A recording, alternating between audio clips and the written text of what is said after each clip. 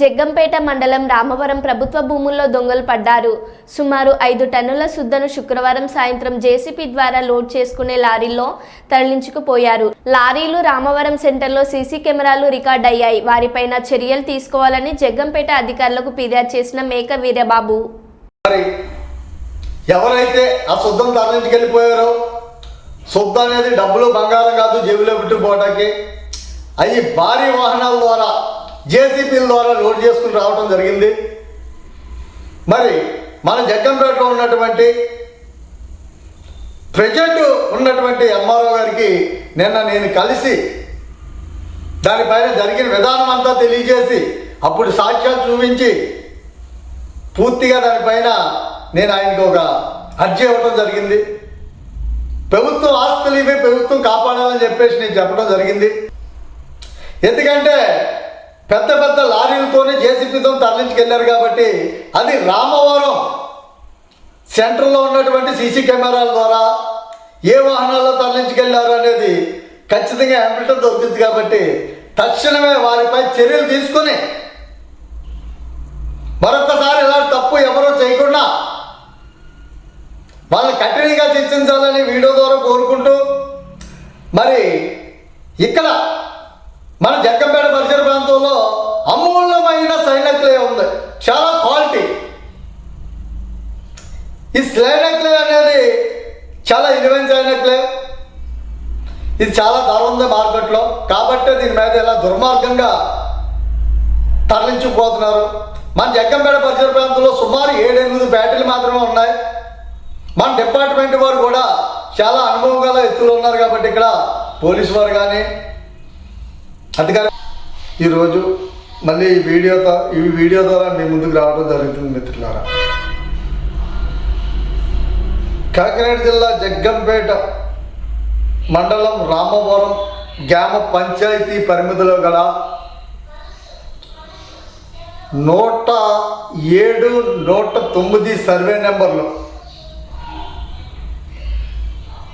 గత 2022 సంవత్సరంలో ఈ సర్వే నెంబర్లో ఈ భూమి చాలా కీలకంగా ప్రస్తావనలోకి వచ్చింది. మిత్రులారా, వాళ్ళ దగ్గర ఉన్నటువంటి డబ్బు అధికార మదంతో సుమారు 10 కోట్ల రూపాయలు సంపద సైనక్లే రూపంలో తరలించుకోవడం జరిగింది. నేను తహసీల్దార్ గారి దగ్గర నుంచి పర్మిషన్ తీసుకున్నారా లేదా ఎంక్వైరీ చేసుకుని, భూ గణన శాఖ నుంచి ఏమైనా పర్మిషన్ తీసుకున్నారా లేదా ఎంక్వైరీ చేసుకుని, ఎటువంటి పర్మిషన్లు తీసుకోక గురించి మెజర్మెంట్ వేయించి సుమారు 10 కోట్ల రూపాయల మేరగా సైనికులు తరలించిపోయారని వారిచ్చిన రిపోర్టు, దాన్ని ఎవరైతే తరలించిపోయారో వాళ్ళ దగ్గర నుంచి రికవరీ చేయాలని ప్రభుత్వం నిర్ణయించి, మరి నాడు ఈనాడు పేపర్ యాజమాన్యం వారు నాకు చాలా బాగా సుమారు 2 సంవత్సరాలు దాటి గడుపుతున్నా మరి ఏదైతే ప్రభుత్వ అధికారులు వారి దగ్గర నుంచి రికవరీ చేయాలి 1,27 లక్షల రూపాయలు అని చెప్పేసి చెప్పారో, దాన్ని పేపర్కి మాత్రమే పరిమితం చేసి వారి వద్ద నుంచి ఎఫ్ఐఆర్ అయితే వేశారు కానీ నేటి వరకు అరెస్టు చూపించలేదు. నాడు ప్రభుత్వం కూడా దీనిపైన పేపర్ మీట్ ఇవ్వటం, ప్రెస్ మీట్ పెట్టడం ఇది చాలా తప్పు అని చెప్పేసి, దుర్మార్గం అని చెప్పేసి గౌరవనీయులు శాసనసభ్యులు గారు చెప్తూ జరిగింది. మరి ఇంత బలంగా సాక్ష్యాలు ఉన్నప్పటికీ కూడా వారిపైన ఎటువంటి చర్యలు తీసుకోకపోతాం.